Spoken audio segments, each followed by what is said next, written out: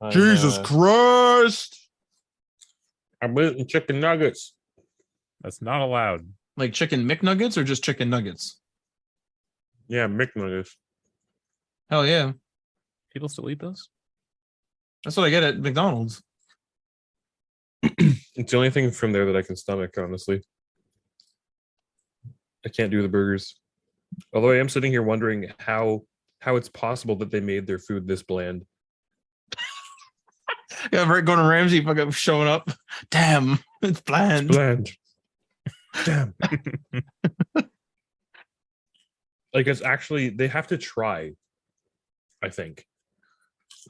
I feel like raw ingredients have more flavor than this. I do really enjoy chicken McNuggets with honey. Man, I asked for honey barbecue sauce. They gave me honey. Oh yeah, hell yeah. That's what I used to get as a kid. We didn't go to McDonald's very often, but when we did, I get chicken nuggets, so we get the honey sauce. Pretty good. Last time I ate these was when Elden Ring came out. At the midnight launch party? Yeah. No, a couple days after I was streaming it, and I streamed for like 7 hours because I just didn't want to stop playing Elden Ring. And so I ordered chicken nuggets. All the chicken nuggets.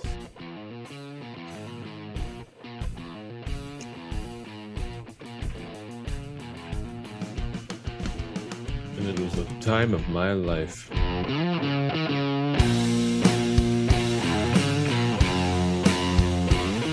Hello, welcome to Day One Pass Podcast, episode 399, one away from 400. Holy crap! That's a bit insane, and it's probably time to stop. Do you even remember show number 200? No, but I remember 100. I think we did something special for 100. It was the first live recorded show. I think we had like a giveaway, and no one claimed it. Yeah, so, that's right. Yeah, no one claimed it. Yeah. I mean, it's mine now. I don't know. I don't even know where those are. Yeah. So if you're listening to this right now, text the number on screen to claim your prize. Text the number on screen. Yeah. In an audio show. That's right. Actually, you know what? I know where it would be. We gave it to Adriano for safekeeping, so it's going to be in an Excel it's spreadsheet. Filed away somewhere. Yeah. It's in an Excel spreadsheet. Yeah. It's in a storage locker somewhere. Top stories this week include GTA 6 reports. So that's kind of exciting. But wait, who are you? Huh? Who are you? Oh my God. I'm Ryan Johnson. With me today, Tim Spence. And Matt Lawrence. How you guys doing? I'm great. Top stories. GTA 6. Grounded officially releases September 27th. I thought it was October. So this was news to me. But I guess it's releasing September 27th with many more features coming. So we'll talk about that. We've been playing Grounded on our Twitch. So this is exciting news. MGM loses the rights to Tomb Raider, and Alicia Vikander is out as Lara Croft. And then we'll get on to what we're playing. So first off, GTA 6. You guys fans of the GTA? I used to play a lot of GTA 5, and then it just like completely dropped off. And I kind of thought it would be the game that I would always go back to, like kind of how everybody plays it. And I just have not played it in like 5 years. Yeah, I think that's about right for us too. I thought that I would get back into it when it came out for PS4 and Xbox One. And I didn't. I bought it. I played it like originally on Xbox 360. And then it came out for PC. And I think that's actually the last physical multi-disc game I ever bought for PC. It actually might be the last physical PC game I bought. Because it has like 5 discs or something, or 6 discs, something ridiculous to install it on PC. And yeah. I my computer at the time couldn't run it. Like it was literally not able to load in all of the city at once. So I'd be riding a motorcycle and it would be a gamble. I would just be riding through the streets before stuff could render in. And if I would say like, oh, I can go straight through this park, except it wasn't a park. It was a building that hadn't loaded in yet. So I would just like slam face first into a wall going full speed on a bike and be Oh my like, God. damn, what the hell happened? And then the building loads in. Damn. Actually, but yeah, I haven't played were GTA we not since. were we not together when GTA 5 came out? Was that the launch day? GTA 5. Oh, is that when your TV exploded, Tim? Yeah. Was that that? Yeah, I'm pretty sure. I think it might have been. Was I playing GTA on that TV? I think that's why we were there. That's what, 2013, right? That would have been the original 360 version. Yeah.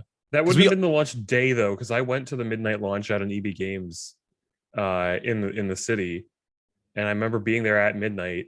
I think we were there. A different group of friends. I was there with a different group of friends. Okay, What? you must have just then brought it over for some reason.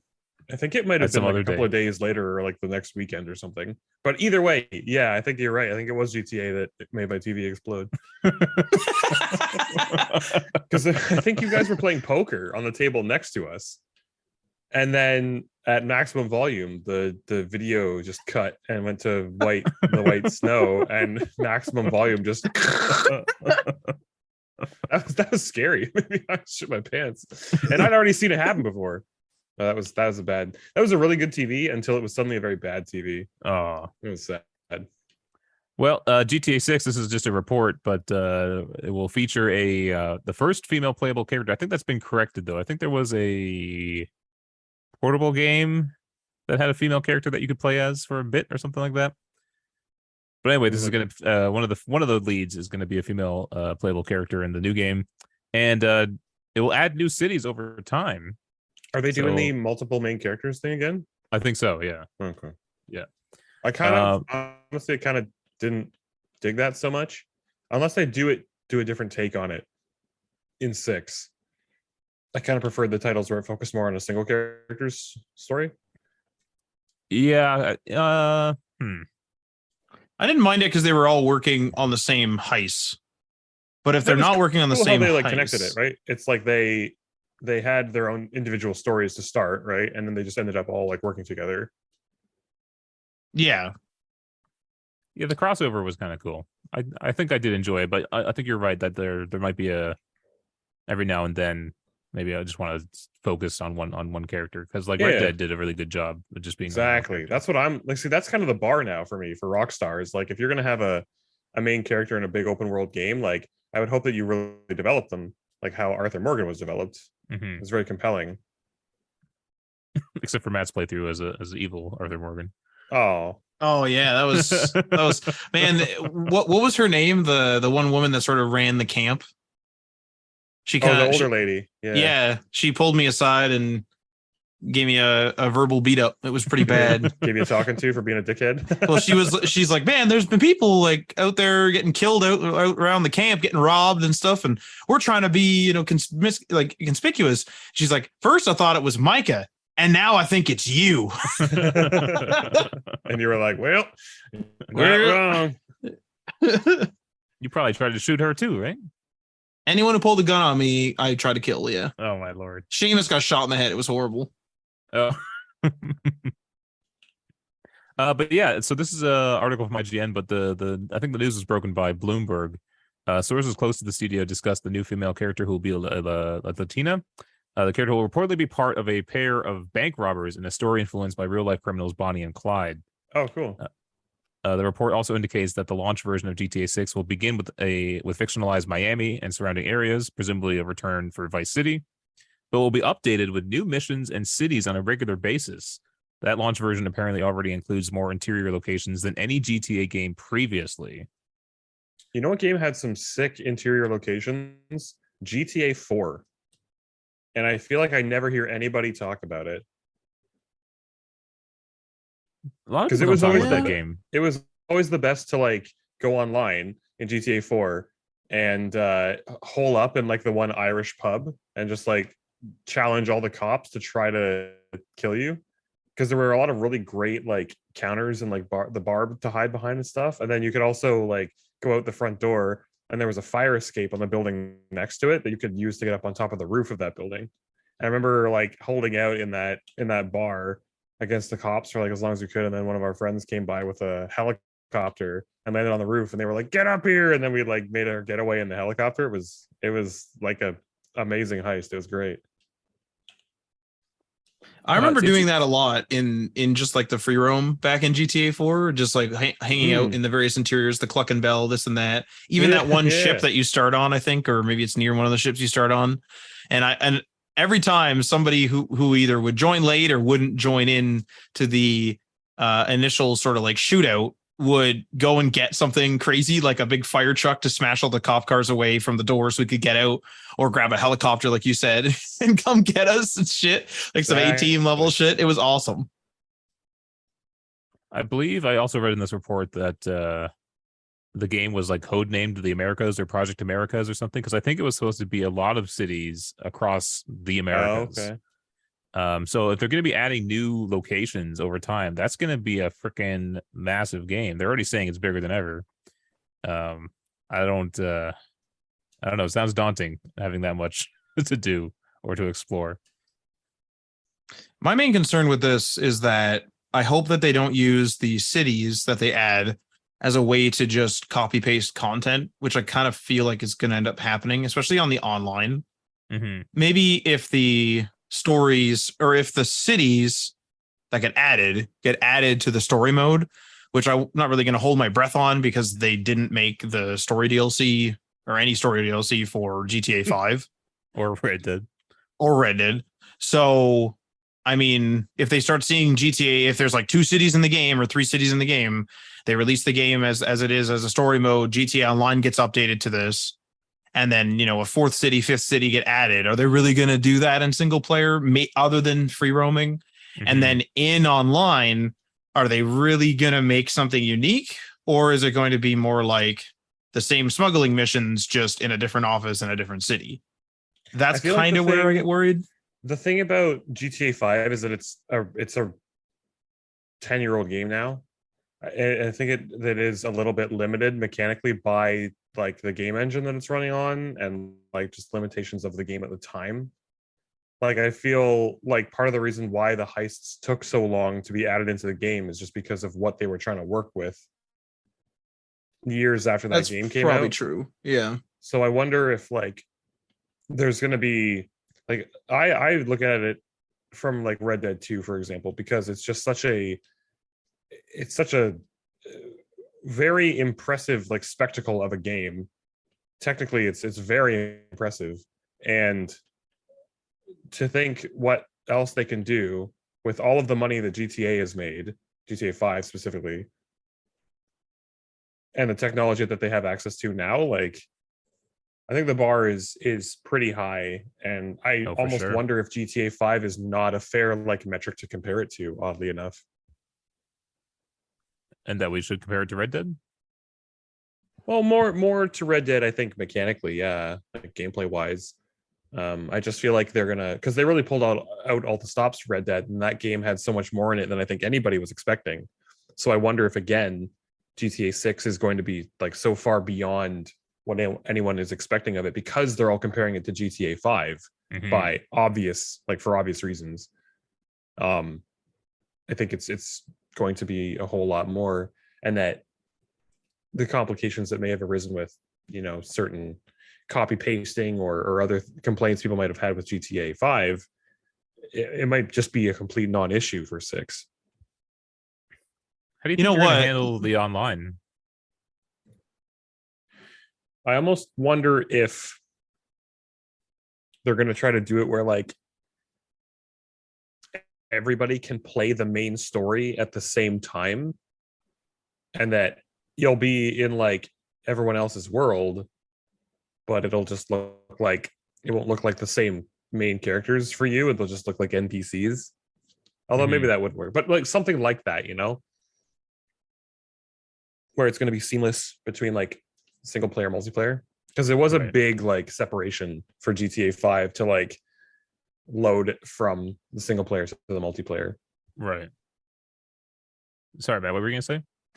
I was thinking, and like just from based on what you guys were saying, like I really wonder whether they're going to incorporate the old GTA Online and all, because Tim makes a good point on the mechanics side. The old GTA Online, in particular, the heist had a lot of problems loading in. People would leave and stuff like this, and that isn't necessarily a technical problem, but the loading time and to get into lobbies and et cetera, took so damn long, and the matchmaking was even rather kind of bad, where you kind of invite groups of players. It's like invite your team or invite people around you. I'm pretty sure that was GTA 5 that did that, where you like say invite this server, invite people who are looking for work, invite this and that. Like, it's very clunky. And there's a lot of stuff hidden in menus in GTA 5. And so, like, could they really, like, there's a lot of people out there that have been grinding for, hundreds, if not thousands of hours on GTA 5. Oh, yeah, for sure. Can you piss those people off by cutting them off? I want to say no. But what are you going to do to GTA 5 to get it to run on a more modern system? Because if you think of this, like, the time difference makes a lot of sense. Like, if you were to compare this to Bethesda, I think it's comparable to say Morrowind is GTA 5, Oblivion is Red Dead, and then Skyrim, even the first version of Skyrim might be GTA 6. Like, it's such a far cry. Like, it's such a difference in mechanics across just 3 games. And how many years has it been now? Like, was it 2013 that GTA came out? GTA 5? Yeah, I think it was 2013. And I think it's what, 2002 for Morrowind to 2011 for Skyrim. But like, we're talking, this is Rockstar, and we've already seen like a recent, like Red Dead ultimately is pretty recent. So like, you can already see that they've really kind of stepped up. Like, what are they going to step up again? Like, I would say it's almost like that would be the comparison I'd make. And you wouldn't compare Skyrim with Morrowind in terms of mechanics. Like, it's just like an unfair advantage. So I'm with you on that. I hope they fucking fix that online. Like, I hope the online is not as clunky, because being like stuck in the clouds was a classic one where you like get zoomed out and you're loading for like 10 minutes. Like, fuck, it's so clunky. Like, I feel load times that would be helped by the new SSDs, right? A lot of it's the network, though. Like, it did help. Like, I've played GTA in piecemeal, not really much, but like in piecemeal over the last couple of years. Like, in the beginning of the pandemic, I played it a few times, but not like a PS5 or Xbox Series X version, right? Not the One Series X version, optimized. But on a Series X. Yeah, I suppose. Like, I've played it on Series X for sure, but not a Series X version. Mm-hmm. And even then, like, it just takes forever. But the single player like loads really fast, so it'd be super interesting to see, like, just mechanically what we're going to see in upgrading and in the upgrades. What else here? So sources say that developers on the game are skeptical about predictions for a launch between April 2023 and March 2024 due to multiple changes on the team and bottlenecks in production. Some developers are even said to have quit due to lack of progress on the game recently. Developers on the team reportedly expect the game to be at least 2 years away and say that no firm release date has been set internally. I did hear that a lot of people left. They got rid of a lot of managers who were like overbearing on their staff and stuff.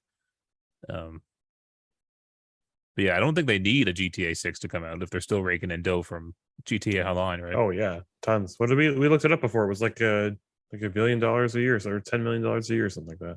That's crazy. It's unfortunate Red Dead Online didn't do well. That they were kind of like turning off the valve on that one. Such a good game too.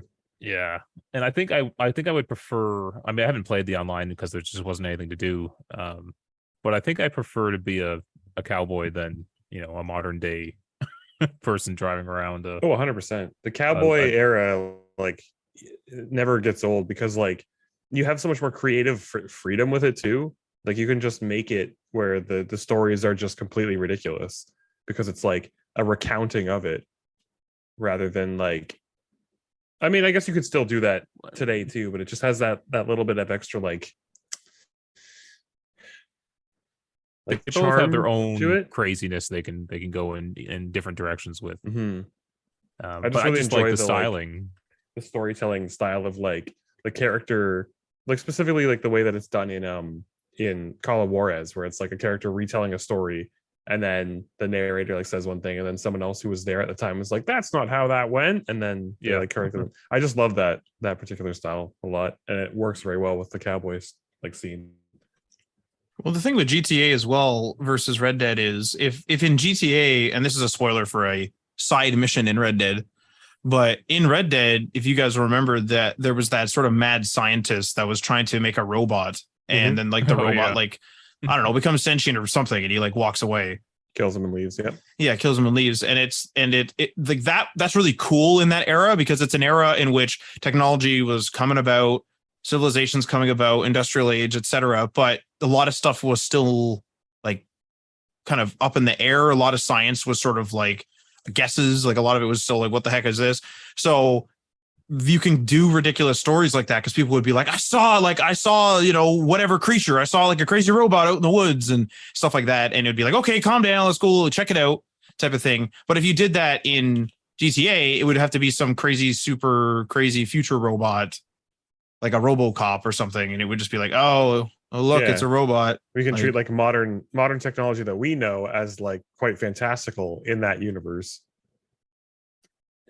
You know what the vibe I get from Red Dead is? It was the same vibe I got from The Sopranos, where it's like it's post golden age of, you know, both criminal activity groups, and it's just like they no longer, the world no longer really, you know, accepts them anymore, and it's just they feel lost. And it's a weird feeling though. That like identity crisis. Yeah, the first season of Sopranos really, like, you could really feel that, where it's just like, you know, we're making a bunch of money, but we're not doing the mob things we did back in the day. They constantly talk in The Sopranos too, not to make this a Sopranos show, but they constantly talk about the old days and the old movies about, and then they talk about John Gotti and stuff like that. They're all about those old days, and it's just sort of like, yeah, like John Gotti was the last of them, you know, kind of thing. And so, like, I really like the time period they set Red Dead in, where it's the end of the Wild West, and civilization is, you know, moving to take over and stuff. Cool time period.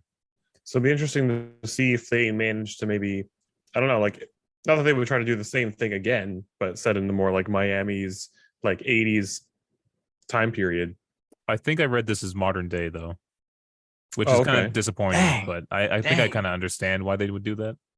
I think you have more freedom to do different things when it's set modern day. Yes and no. I mean, for the reasons I already said before, I mean, I feel like you get a lot of creative freedom when you can literally like make up any story you want, because you're just playing off of how somebody's exaggerating a story. But yeah, I would say yes and no. But I do wonder if, even though if it's modern day, I do wonder if they'll try to do something like telling, like, you know, fantastical stories, or doing it in such a way that, like you mentioned with The Sopranos and with Red Dead, where they're relics of a bygone era kind of thing. Like if it's supposed to be inspired by the criminal duo Bonnie and Clyde, like that didn't happen in the 2000s, you know. Right. All right. I guess we'll see 2023 or 2024, maybe later. Probably 2026. Let's be serious. 2026, yeah. The year Starfield comes out. Oh, jeez. All right. Moving on to our next story here. Grounded, which we've been playing extensively over on Twitch, officially releases September 27th, and many more features are coming. This is from GameSpot. Game director Adam Breenek announced on the official Grounded Twitter account that the final update for its early access would be coming today. I didn't receive this update. I don't know, Matt, you said you didn't either. Tim, I haven't checked any updates. I haven't checked, actually. Yeah. Oh, you lied to me then. No, I was asking if anyone had. Just I want to know the size of it. I did not see the update, but they state that the 1.0 release of Grounded will be the biggest update ever. The update will feature the full story, surprises, and players will fully uncover why you're in the backyard and how you're going to get out of this mess. Hey. Wow. In preparation for the 1.0 update, Obsidian announced today that it will be the final update for the Grounded until September 27th. Final update is referred to as the home stretch and will include a pet gnat, Hey, a revision to the weapons and armor upgrade system, and a new building called the Cookery.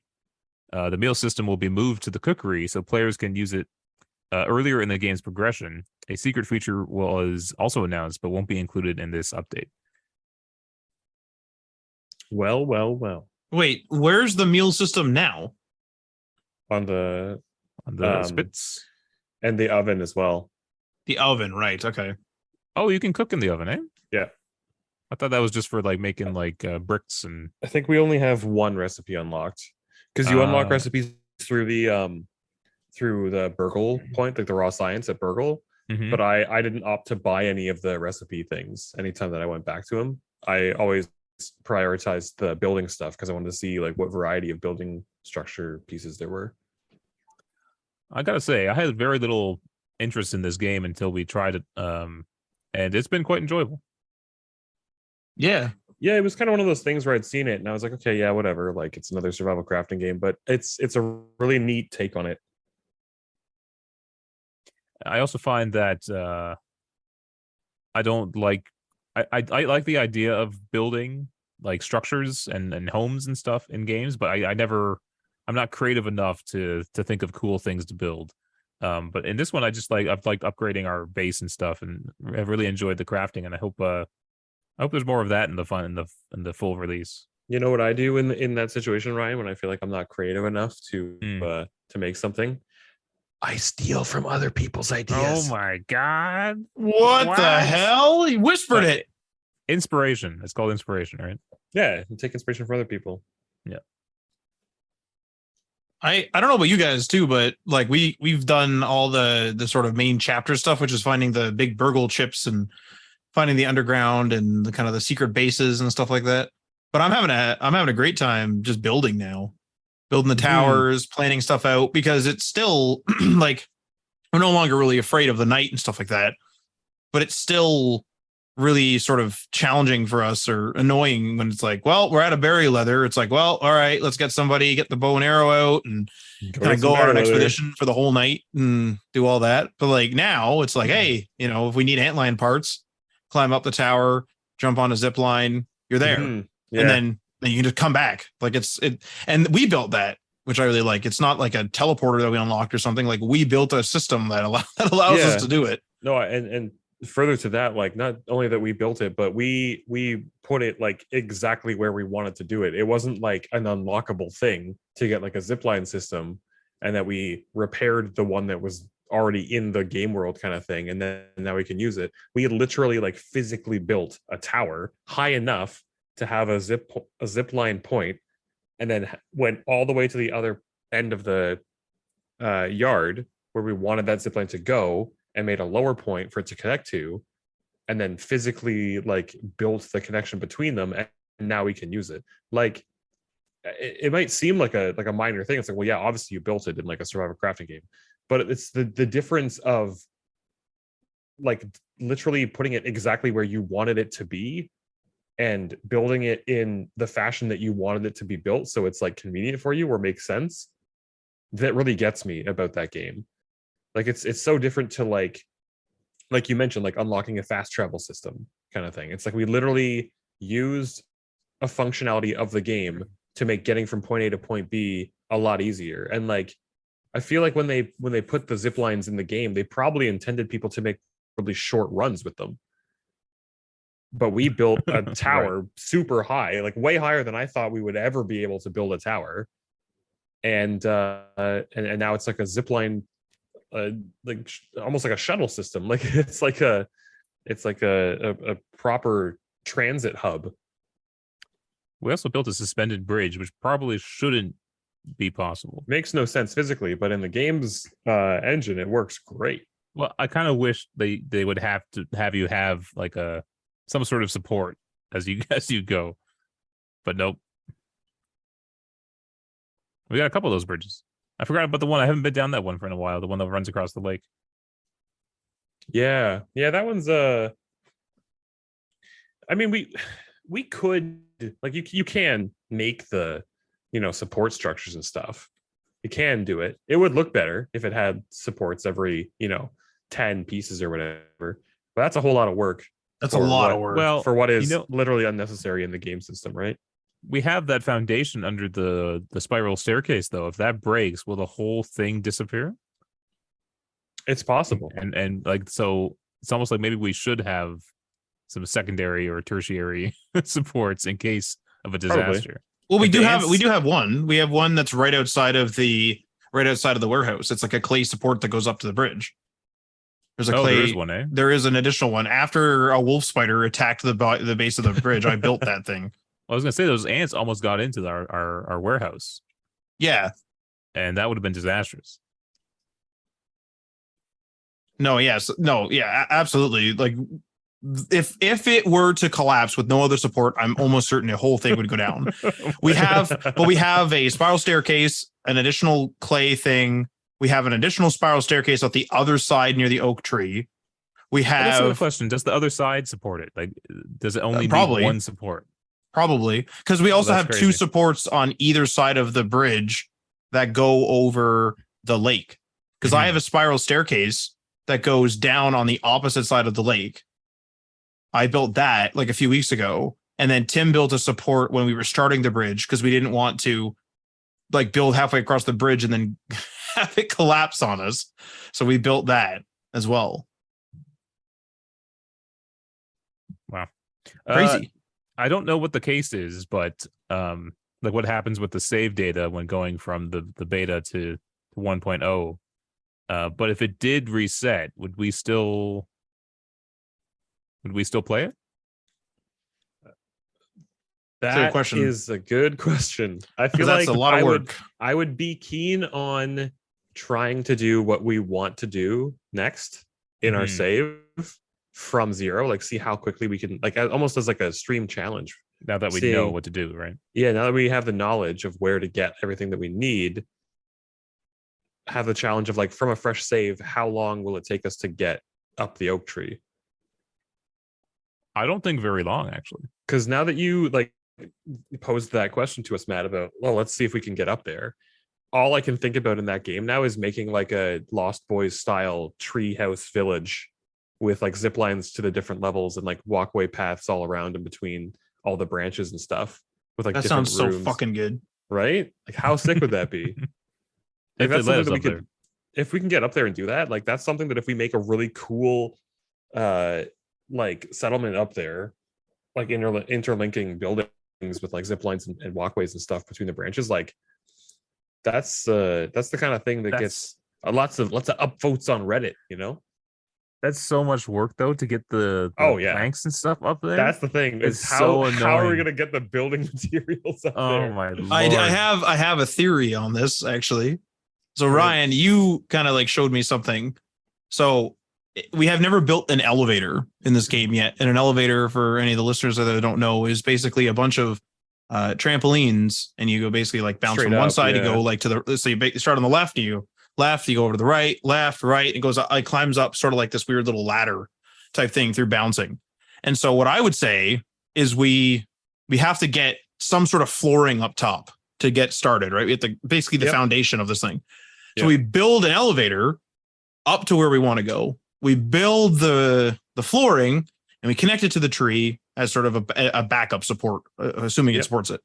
And then once we do that, Ryan, I saw you do this. You were going out in the woods, gathering a bunch of the planks, putting them on one of those plank sort of pallets, saying, "Oh, I'm going to relocate."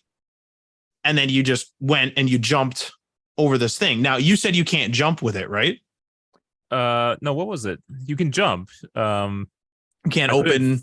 I couldn't open my parachute with it. So when I was up on the top of that massive spiral staircase and I wanted to get down quickly, I had to go all the way back up because it didn't take the pallet with me. Oh, okay. When you deploy the parachute, it that's drops clever the though. Yeah, hit relocate and then just go up the elevator. Right. Yeah. So we could have 2 of us filling pallets, like have a rotating 2 to 4 pallet, have one person go up and just keep moving supplies up. And then we could even have pallets up there if we wanted and have transfer pallets up top, pallets up bottom, we could have Jesus this Christ. like this Logistics. constant assembly system. But it would work so good, because when Tim came over to my tower that I'm building at the hedge, like we went up like 4 or 5 levels in the time that I would take. Like it's more than ×2, because it's a matter of getting the supplies, moving the supplies, and everything. So it's just like it's more than that, because like he's building while I'm gathering, and then I'm filling his like building pile, and then he's letting me know what he needs and stuff. So it's like it's faster than ×2. How's it going, everybody? Welcome to the Grounded Builds Speculation Podcast. Yeah, really, we're supposed to be talking about the new update, and here we are. Grounded Builds Speculation Podcast. That's right. We just speculate on what's possible in Grounded. Yep, you got it. Wow. Okay.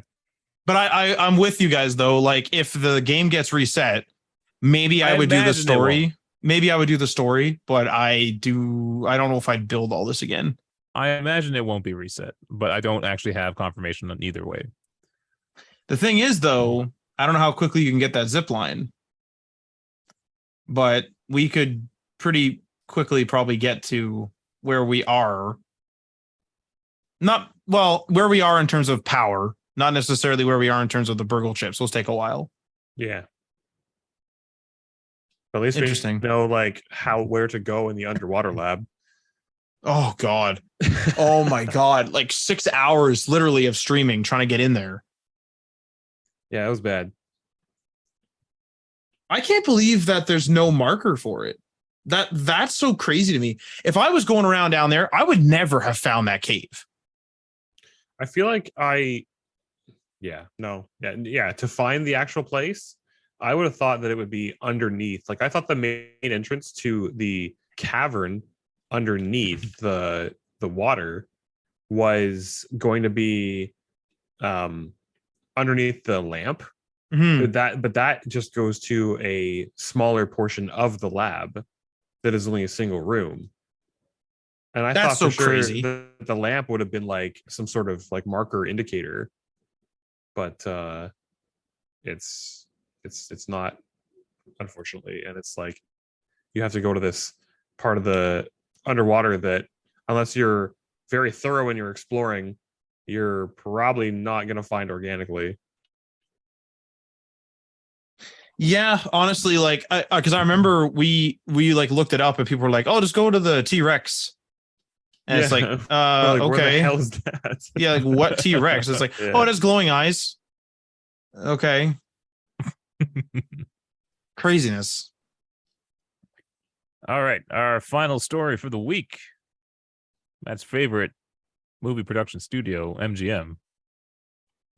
The M stands for Matt. Matt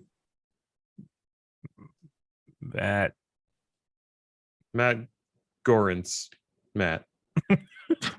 What? I love the Matt twice. Matt Gorance ... Yeah. Matt. MGM has lost the rights to the Tomb Raider movie, and apparently Alicia Vikander is out as Lara Croft. This is from IGN. According to the Wrap, the rights for the Tomb Raider film franchise have lapsed after MGM failed to greenlight a Tomb Raider sequel in time. That means the franchise is now up for grabs. I guess the movie rights went back to the owner of the Tomb Raider license. Every time that I hear about somebody like losing a license to something, it always makes me think of them like literally losing it. Like it was on a piece of paper and they put it down somewhere and can't find it. I swear I had it like 10 minutes ago. Where did it go? No, my ownership. MGM had until May of this year to put out a Tomb Raider sequel into production, but has now lost the rights after failing to do so. This has sparked a bidding war in Hollywood, with a host of studios now putting in bids for the popular video game franchise. Thank you, Siri. That surprised me that people would be like kind of having a bidding war over it. I didn't think it was that big of an IP to want to own. I think with people seeing the success of like the Sonic movies and seeing that, people are actually interested in seeing like decently well written and produced video game movies, that there is a market for it. And this is what I've been wondering about for a long time, is I've always been pulling for companies to make good video game like movie concepts. Yeah. And they always, every time I check the like IMDb or the Rotten Tomatoes page after a video game movie comes out, I always watch to see if they get over 50% on Rotten Tomatoes, and 99 times out of 100, they get 49 or less. I think the problem is. Oh, sorry. Did you have more? Well, to answer your question, I think the problem is that they just think it's like a cash grab, and they would just want to put out something crappy because it's a video game thing. People who play video games will go and watch it, which they kind of do. But then the movie sucks, so people don't. They say like, "Oh, I've seen it. Don't go and watch it. The movie sucks," and they don't go and watch it like a second time. Yeah, I think the problem is that it's a risk to make a video game movie because historically they haven't performed well, and so these movie studios want that Iron Man, breaking through hit movie, but they don't want to put a big risk on it, so they give it a small budget, unknown director, try to hire some famous person to be in it. Nobody and then gives just it pump a good out try.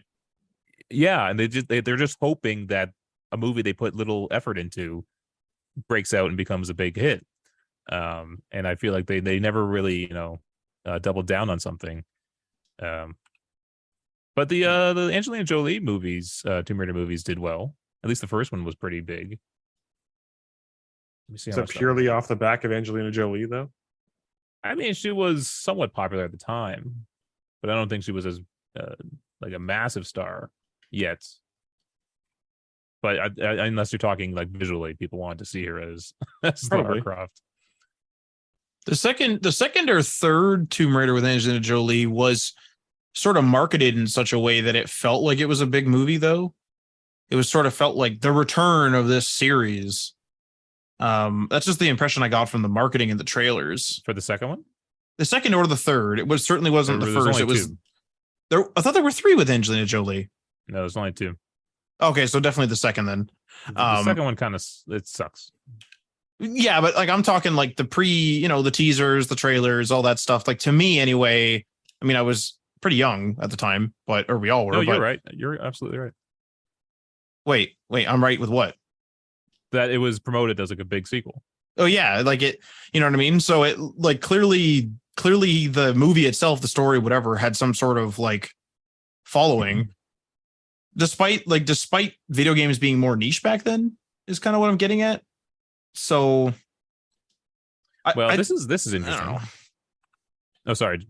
No, I don't know. That's all. I said it. It is strange that with movies and video games being the 2 biggest grossing forms of media right now, that there aren't more kind of crossovers between the 2. More successful ones, I mean, for sure. Crossovers in terms of having more like mainstream games turned into movies with actual like substance to them, rather than just a Disney style like merch grab off the hype. I would say Uncharted tried, and I think it was overall successful in its attempts. I just don't know if it was exciting enough in the marketing for people who aren't gamers to go. I mean, I think that's probably why they signed on Tom Holland, is because he's kind of a very popular name right now, especially Tom from Holland's Marvel. So hot right now. So it's just, yeah, I saw that movie and thought it was very okay. Like it really didn't do anything very special. Nothing special, but I thought it was a good run-of-the-mill adventure film. Yeah. It's not. I think the problem is that it wasn't very like Uncharted. Yes. And I think a lot of people that have been pining for an Uncharted film for a long time were upset that it wasn't Nathan Fillion because they wanted to do an origin story. Well, the characters just didn't match the game either. Not that they always have to, but it's just like when you have an iconic character like Drake who like has a certain way he talks and he's always like making jokes and stuff, right? Cracking wise. I just don't think they captured that kind of sense. And not that Tom Holland was bad in it, he just didn't have that kind of delivery. And Nathan Fillion did do that fan film where he played Drake, and it was awesome. Yeah, it was absolutely perfect. But anyway, I'm just looking at the Tomb Raider films here. So the one with Angelina Jolie had a budget of 115 million, pretty big for way higher than I would have thought. 2001, right? Yeah. and it made 274 million at the box office. That warranted a sequel and was for a long time considered one of the most successful video game movies. The Alicia Vikander Tomb Raider film, $94 million budget, but this was in 2018. Wow. Mm-hmm. And the box office got 274 million. So the Wow. same. So they were more efficient with their spend versus turnout. Yeah, and I think they were planning on the sequel, but then MGM just was like, no. Huh. Which seems weird when they made such a profit off of it. And I saw the movie and I thought that it was pretty good. And I remember going home and being like, this might be it. This might be the first video game movie to get over 50%. And it got a 49. Oh, And I was like, oh, come on, the 1%. But yeah. I am surprised to hear though that it was that profitable. That seems crazy to me. Yeah, and generally I think the consensus is that or not consensus, but the idea is that if you can make around 3 times your production budget, that's considered a success. So you're going from 94 to 274 million. So you almost did it. It's almost triple, right? Now MGM was bought by Amazon, is that correct? That's correct. Yep. I'm surprised they didn't like greenlight like a TV show for Prime or something. I have a feeling they wanted Bond and maybe some other stuff. Like I have a feeling that purchase was more strategic, like for particular licenses rather than them all. Right. That's purely speculation though. It better be Stargate too, by the way. Oh, it will be. Would you prefer a Stargate movie or a TV show? TV show. Oh yeah. Definitely. Yeah. Oh yeah. I don't know. The movie kind of sucked, the first one, unfortunately. I don't think it would have got me hooked, to be honest. Like, I saw it after the fact and was like, oh, cool, some origin story stuff. Well, back to Richard Dean Anderson and Friends. So I guess the next Tomb Raider film, whoever buys the rights, probably be an origin film, new star, and we'll see how that one plays out. I was going to say, and I don't know if this is kind of like a half-baked thought, but our audience is kind of fatigued of, like, we have Indiana Jones, we have the other Tomb Raiders, we have, I guess, Uncharted falls in this now too. I kind of feel like it's time for a different way to film or a different way to show going into these sort of ancient tombs and stuff. Like, I'm no longer wowed by boulders and arrows and pressure plates and measuring sand for weight. And like, it's just sort of like, oh, look at that. Like, there's going to be some shit, or, oh, there's going to be a pit and there's going to be a bunch of spikes down there. And there's going to be a skull or like a body down there. A crystal skull? A crystal skull down there. God, or no, something please. Like, just you wait for that next one. I wonder if people are going to love Crystal Skull after that new Even Indiana Jones. older Indiana Jones. But I just kind of wonder whether audiences are fatigued of it. It's almost like the Marvel effect, where obviously the Marvel movies are really big, people really like them, and the quality, at least in my opinion, hasn't really fallen off. But I definitely hear, people's argument that they're samey. Mm-hmm. They're very safe almost at this point. Like they're the ones that created their own safe category, and now they're just playing it safe in their own category. If you ever marathon like the MCU, you quickly get tired of them because it is just the same movie over and over again. It's really bad when you watch them, back to back. I almost feel like half the fun that people have, which is fine, is they do all the theories. Like, they have all the theories and stuff online, and they're sharing the memes and stuff. And I think it's more almost about like the community over the movie with them. But like, I could see especially with the shows, for example, I could see with what's the one with WandaVision? Like, WandaVision's sort of filmed really differently. It's really weird in relation to the other MCU shows. And I'm just wondering whether the same sort of treatment of just something different needs to be applied to these movies, because I saw the Uncharted movie as well, but I've never played Uncharted. So again, I thought it was just fine, but to me, it was just sort of like, oh, it's kind of like an Indiana Jones or Tomb Raider. Cool. Mm-hmm. but it wasn't anything special. There wasn't any cool filming. There wasn't any this or that. Like it's sort of like, oh, like look, there's a ship hidden in a cave, and it's like, wow, it's one of the 10 things I thought it was going to be, you know. So I don't know. It's maybe like someone more, dare I say, more creative needs to come on board and be like, all right, let's change how we film these or how we tell these stories. It would be nice if someone took a risk and tried to make something unique out of a video game movie. Well, I mean, that Assassin's Creed movie was pretty unique. That's true. It was unique. God. Leap of faith. Jesus. For comparative numbers here, the Uncharted film budget of 120 million, and it made 400 million, 401. That's that star power, baby.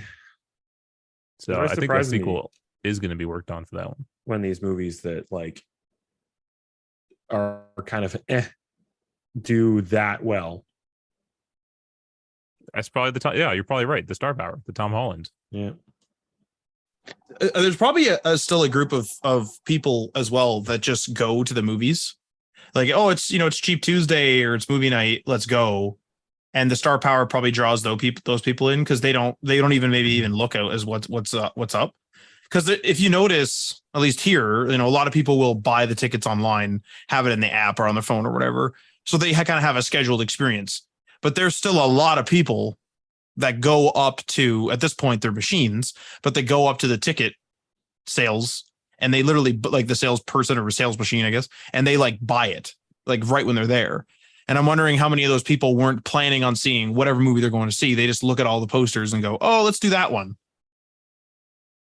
Maybe the big Antonio Banderas fans. What does that mean? Wait, so like they never planned to see him? That he's just is? No, just older audiences. Oh, he's the guy who played Zorro, right? Yeah. And Expendables. Okay, yeah, he was pretty funny in Expendables. I like that. He was in Expendables? He's in Expendables 3. He was He's Galgo. He was Galgo. He's also the dad in Spy Kids. Oh, yeah. Right. Yeah. With Uncle Machete. All right. Well, as an Apple fan, I hope Apple buys the rights to Tomb Raider. I don't know about that. That feels weird. Here's the thing. So, Apple TV Plus, it does have a few breakout hits that it's had, right? But it still is obviously probably the lowest in terms of subscribers of any of the streaming platforms, right? And I think they just need some sort of already established IP to bring people onto their service. Something like The Witcher, which Netflix has, something that would bring people into it from outside. So I think they should either do a movie or TV series of Tomb Raider. A TV series would be probably pretty good. And even if they did it animated, so they could do more quote unquote visual effects for cheaper to sort of keep it more engaging, that would be cool too. That'd be interesting. I should also disclose I am an Apple shareholder. Every time. For Christ's sake. All right. Let's move on to what we're playing. Tim, what have you been playing this week?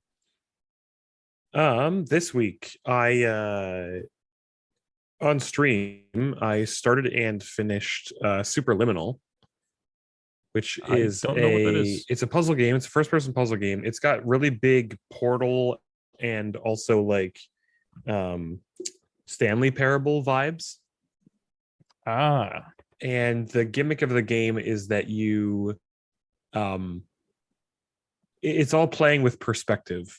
So if you pick something up and you're at like and it's off of a table, say something the size of like a bowling ball, and you pick it up and you're holding it, and it's obviously staying the same size from your perspective because you're holding it, you're carrying it around like people carry things in video games. And then you turn to your right and you look down a long hallway and you drop it. From your perspective, it stays the same size, but physically it's gone further away from you, right? Mm-hmm. So now when you walk down the hallway towards it and you get up in front of it, it's like as big as the whole hallway. Oh my God. And then it works in the inverse as well. If you pick up something very big and then you like walk up to a wall, so it's like right in front of you, and you drop it, from your perspective, it was really big. But physically, that's because it was physically extremely close to your face. And now when you look down on the floor, since it didn't have anywhere to go, it's smaller. I feel like it's something that's really, really hard to describe you get it instantly when you see it, but to describe it, because it's such a foreign concept to our physical perception of the world, it's hard to describe. But that's basically it. So the game is about, I'd say, 3.5 hours to casually play through, if you're having a decent time solving the puzzles. But that's how you do it. So it's literally all about getting through rooms, very Portal style, by using the objects in the room, messing with perspective, messing with things sizes, going through different doorways and things like that, and solving the puzzles. And a lot of it, the whole gimmick of the game is that it's all about perspective, and that if you're having trouble with something, you just have to look at it from a different perspective, air quotes. And so that's sort of the whole overarching message of the game. It's if you're having trouble with something in life, try to see it from another perspective, and maybe that'll help you solve the problem, kind of thing. But yeah, it's a nice message. It's a fun game. The puzzles are really good. There's some interesting little funny moments in the game, because you're the only character. You don't see any other characters throughout this game. And just the way that you interact with the world and solve puzzles, and the way that the music plays through as you go through a level, and the different environments that you explore. It's quite a visual spectacle. And after I finished streaming it, and I was after I was done playing the game for so many hours, I was I literally need to just go and walk around in reality for a bit, so I can reset my brain into thinking how remembering how things physically work in the world. Because now I'm in the idea of if I pick something up and I look down a hallway and I let it go, it's going to become really big, because at the end of the hallway, it looks as big to me as if I was holding it in my hand. So if I get close to it, it's going to be as tall as I am, kind of thing, right? Mm-hmm. But that was it was fun. It was really very solid game. But aside from that, I also started playing Fallout New Vegas again. What? Hey. And I haven't played it for a couple of years. I've played hundreds and hundreds of hours of New Vegas, but I haven't played it for a couple of years. And I was thinking about what mods I wanted to install for it, because as with any Bethesda game, it's always better with at least a couple quality of life mods on it. Duty mods. That's right. But I never I was booting it up, and I was you know what? I kind of want to see what it's like to play the vanilla version of Fallout in 2022 with no mods, just the official updates. And it is a little strange. I mean, it still plays the way that I expect it to play, but I did encounter some expected glitches in a Bethesda game, with the enemy, or the AI pathing and stuff like that, and creatures spawning inside of rocks and that sort of thing. I think I might want to. I was thinking earlier today, actually, I should put a counter on my stream screen and just increase it by 1 every time we encounter a bug. Because the last time that I played Fallout was also on stream, but I was doing the Tale of Two Wastelands mod, which is where you're playing Fallout New Vegas, but it adds the entirety of Fallout 3 as accessible areas in Fallout New Vegas. And all the quest lines, all the characters, all the equipment, all of the locations, everything as a entirely playable Fallout 3 within the mechanics of Fallout New Vegas. And I had a counter for that game too, but it was a counter for every time the game crashed. And I think we ended at about 44 times. Oh my God.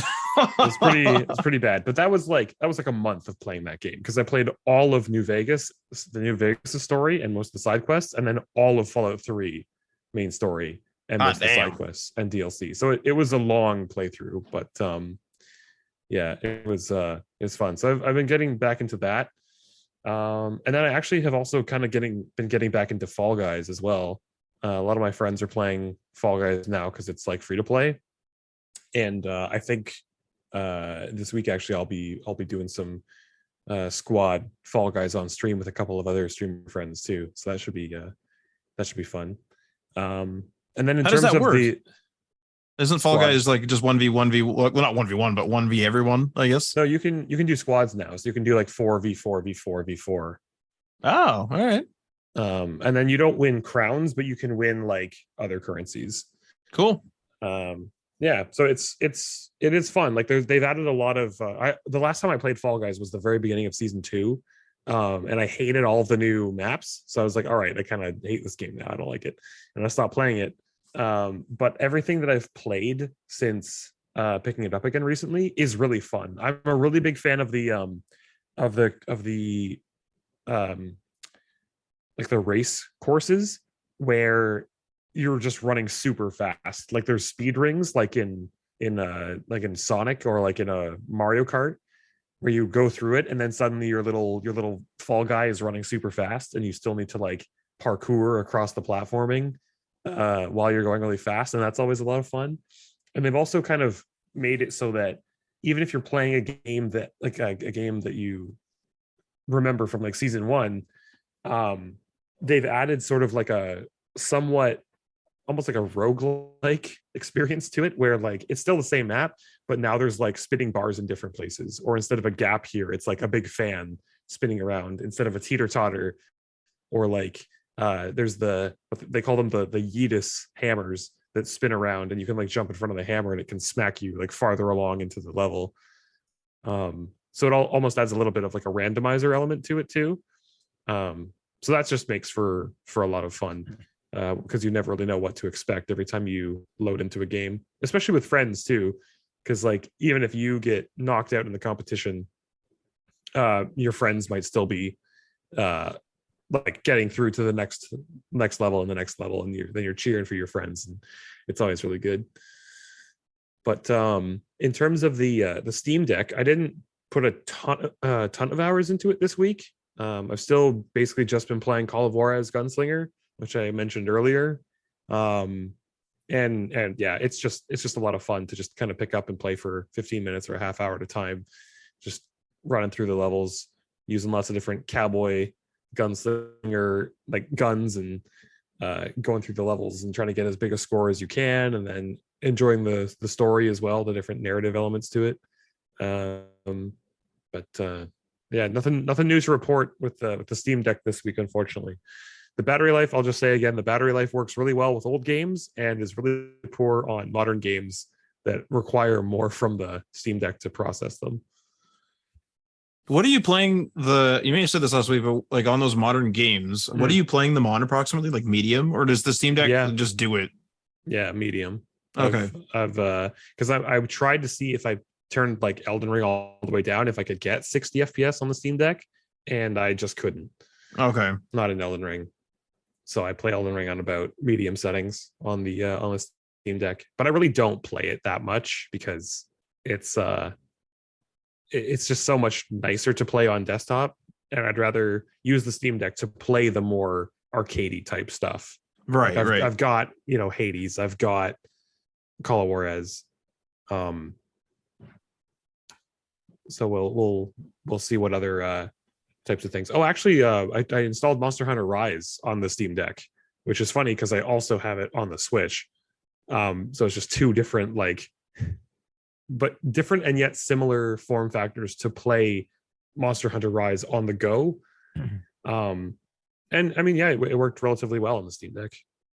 But overall, I'm going to stick to the some of the older kind of less graphically intensive games for the Steam Deck for the next little while. Mostly, I think it's going to be an indie game machine for me. Have you tried World on there? Like they're kind of different styles, right? Or maybe I'm wrong. Like they're kind of different style games. A little bit, yeah. World's a little bit different mechanically, a little bit, and also like graphically, obviously. But no, I have not installed World on it, and I don't really intend to, because I think Monster Hunter World is a pretty big install file. Oh, okay. Let's see if I went to install it here. Yeah, it's 100 gigs. And it's from 2018 and it's 100 gigs. Yeah, 98.34. That's with Iceborne though. So okay. I think Iceborne, I feel like World was like 68 gigs. I think Iceborne's about like 28 or 30, something like that. Okay, that makes more sense. But yeah, I don't think that World would run very well on the Steam Deck. Yeah, have to see. Maybe I can try. If for nothing else but science. Yeah, just to see. I'll do a Ryan Johnson. I'll install a game just to see what it looks like and how it runs, and then just close it immediately. Yeah, it's the best. It's a way to live. Matt, what have you been playing? Me, I've been doing a little bit of just to kind of get the multiplayer stuff out of the way. A little bit of the Apex. I've been doing a little bit of the PGA Tour, of course. And I've been doing some of that Fortnite. We've had a couple of pretty good nights this week on Fortnite. A couple of 3-win nights, like literally a couple of them, I think. Yeah. And I think 1 or 2 wins other than those couple of nights as well. I think we've each gotten like at least 2 Crown Victory Royales with crowns that we earned the previous round. And I think a couple of us, maybe even you, Ryan, like picked up a crown and got a couple more. So pretty good. I think like we got 2 Crown Victory Royales in a row the one night too, actually. Something like that. You might be right. Yeah, pretty nice. It was something crazy like that. So yeah, having a pretty good time on the old Fortnite. Almost on the season. I'm almost level 90, and I always save my stars so I can buy the last page right away, just kind of as insurance. So I'll have Darth Vader soon enough. So that's pretty good. And then other than that, though, I've been sadly slogging through Ghostwire Tokyo. And I had a discussion with somebody about Ghostwire Tokyo. One of the friends that I play Apex with had just played it. And he just came off of Death Stranding, and he went and he started playing Ghostwire. And I may have mentioned this before, but I had like a more in-depth conversation with him this week during an Apex session. And what was interesting was he was saying the same kind of things that I was saying, where what's weird about Ghostwire is that it reviewed like rather well, like around like a 7. And if you look at the Metacritic score on the PS5, I believe it's around a 9 for the user score on there. And it's around like a 70 or whatever for the critics, like across all of them as well. And we just kind of thought like, wow, like this game is like more interesting than it is fun, which is a little unfortunate. It once again, so I'm on the 4th chapter, 6 chapters total, and there's less missions in this one. So I looked up a mission list. There's 3 missions in this. The other chapters have had like 4+, I believe. So there's less missions in this. So the one mission has you literally just going through the city and getting rid of these or cleansing these Torii gates, which are the sort of like the viewpoints, if you will, of this game to clear up the map. And there's this it's really fucking weird, where there's this part where you need a 2 parts for a motorcycle. One of them is some sort of spirit oil. One of them is some sort of turbine, so like a mechanical part. And then you need gas. And so you climb up this tower and you go up to a tourist viewpoint. And it's one of those like big viewfinder things. And it's like, hey, like look around and find what you need. So I look around, and I find the spot where I can get the oil. It's supposed to be like a point of like evil or point of, I don't know, spirit convergence or something. I don't remember exactly what they said. But I see this big weird purple thing. That was it. Okay, great. Then it goes, go find some gas with this viewpointer, like this viewfinder. So I'm looking around and I find a gas station, but I can't click on it. I'm like, okay. So I'm looking around, can't find it. I'm scanning the streets. I can't find it. Okay, I don't care. I'm looking this up. Look it up, and it's a random car at the edge of the fog, which is as far as you can go without cleansing the Torii gates. It's this random car, and it's like, oh, I'm sure that car would have a turbine and gas. What about the gas station that's right beside us? Would that have gas, you think? Possibly? Like, fucking weird. Like, I don't know. This game is really bizarre and with stuff like that. And then, in classic fashion, I go to the car, and this is spoilers, but oh well. I go to the car, and a new creature shows up, smashes the ground. I get frozen in ice. And I'm like, oh, this is pretty cool. I like the design of like all the stuff in this game. I was like, oh, that's pretty cool. And sure enough, I get pulled into another dimension or some shit, and they take away my powers, and I'm fucking fighting with a bow and arrow again. And I just, and it's like, in this time you're standing on a ledge and you're overlooking this sort of like gorge, which you can't get over this tiny little wood fence for some reason. And KK, which is the guy that has died and he's in you and gives you the powers, he's like in his spirit form and he's separated from you and he's floating in the middle of this gorge. And I just have to defend him. And it's like, Jesus Christ, like every fucking time I go to do something in this game, it's like, remember those powers you've been upgrading? Well, we took them away again. It's like, what if you didn't have them? Yeah, like, yay, slower gameplay. Like, for fuck's sake. So I don't know. I still take issue with this game. Whenever I play it, I'm not like hating on it. But when I leave, I have a lot of trouble going back. And I just sort of like, oh, fuck. Like, I don't know if I want to go back. And one other weird observation I made in this game is there's a lot of skins. It's a first person game. I never see my character. God, that's like fucking Dying Light. Like, why are there so many skins in Dying Light when I never see what at least my character looks like? Like, it's co-op, sure, but like, so I'm putting a skin on so that my friends can look at me? Like, yeah. No, I'm not a fan of it. I'm not a fan of it either. It doesn't make, especially when, so in this game, you can go to, like, you can get, rewards, which can include outfit pieces from missions, from Torii gates, from this, from that, side missions. But you can also get them from these cats, which are little shopkeepers, and possibly from vending machines, although I don't recall seeing them in there. But anyway, when I go to these cats, some of these outfits are fucking expensive. And I'm thinking to myself, if the glasses or something made me faster, or like whatever, some spirit, they're enchanted glasses and it makes me faster, great. But excuse me, that's not the case here. And so, or at least not as far as I know. And so why would I wear glasses and like a special jacket when I can't see myself? Doesn't really make much sense. So there's that whole thing, but I'm slogging through the game. I think so I'm on the second mission of the 4th chapter now, and there's 3 objectives currently in that, and I've completed the first.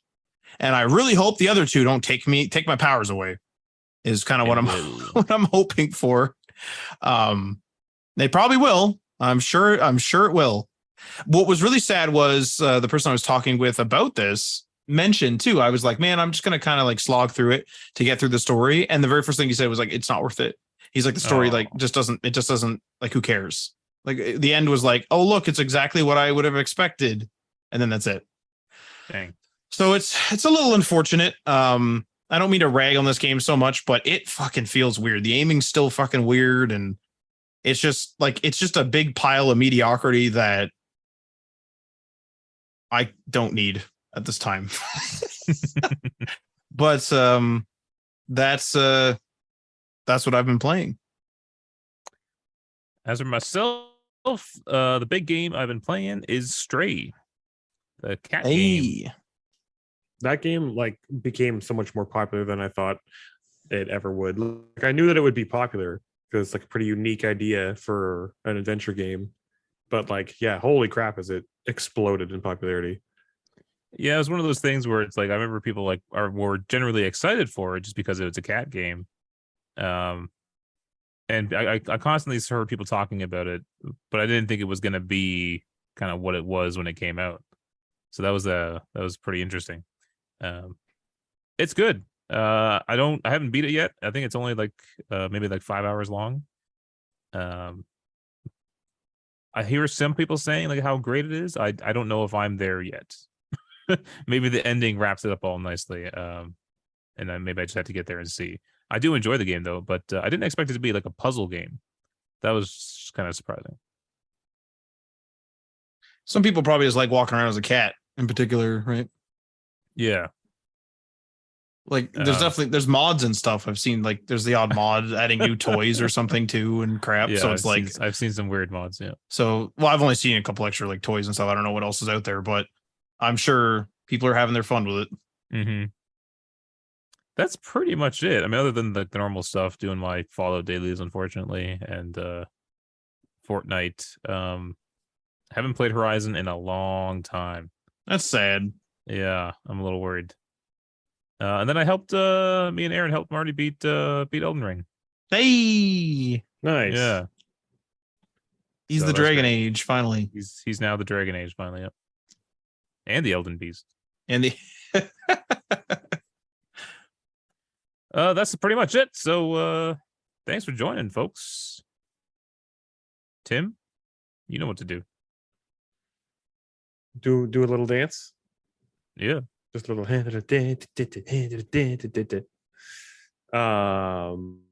But aside from the little dance, I hope you enjoyed that. If you want to see it on camera, don't forget to go to twitch.tv/the sidetrack, where I'm streaming normally 5 days a week, but in the summer it's only 4 days a week for the next couple of weeks anyway. Slacking. I'm a big old slacker. But yeah, like I said, we're playing through Fallout New Vegas. If Fallout New Vegas is your bag, please come and hang out with me, and we can just gush about how good a game it is, because holy shit, do I love that game. But yeah, That's favorite. I always give Matt a hard time about how he doesn't appreciate New Vegas as much as he should be. His complaints are more glitches, though, right, man? Yeah, I actually feel kind of just sad, like with my opinion on it, which sounds weird, just because I played it right away. I was all hyped. I got the collector's edition, and then buggy as hell, and it just ruined my experience. Yeah, no, it's valid. Like, your experience was totally marred by the fact that there was a buggy launch, but it's so good now. Like, I really feel like if you ever feel like getting some Fallout fix, you really should go back and play New Vegas again, but like with some mods too, because a couple of quality of life mods in there too, and oof, she's beauty. And that and might if you be want to see us build a treehouse in Grounded, you should follow Day One Patch Media on Twitch as well, because we stream on Wednesday nights. Eastern Hell Standard yeah. Time. We'll probably be streaming it up until September 27th, was it? Until playing our that 1.0 save gets mod. corrupted and in the update, we have Update. to start all over again. Now that we've talked about it, like, it's gonna happen, right? Like, we've cursed it, so yeah. I mean, at least at that point, I'm gonna be like, well, I've played this game. Like, it's not like we haven't. You know, it's like I've had my time with this. That's fair. Yeah. Like, I would be if we were suddenly like, yeah, I'm not playing Grounded anymore, I'd be like, well, all right. I wouldn't be too upset about it. But at the same time, like, I'm still keen to keep playing Grounded. Make that treehouse. Yes, Mega sir. project. All right. Well, thanks for listening, folks. We'll see you guys next time. See you next time. Peace.